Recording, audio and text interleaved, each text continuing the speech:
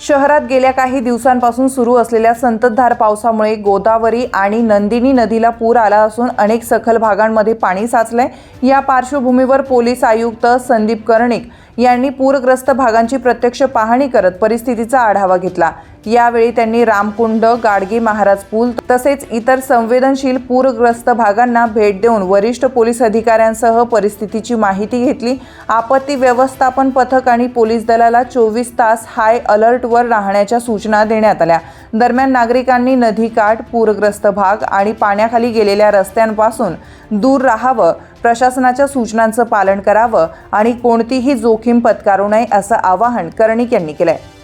तुमच्या भागातील प्रत्येक बातमी पाहण्यासाठी तसेच अशाच ताज्या आणि विश्वासार्ह घडामोडींसाठी उत्तर महाराष्ट्र न्यूज नेटवर्क सोबत जोडलेले रहा। सोबतच फेसबुक, इंस्टाग्राम आणि यूट्यूबवरही आम्हाला लाईक आणि शेअर तसेच सबस्क्राईब आणि फॉलो करायला विसरू नका।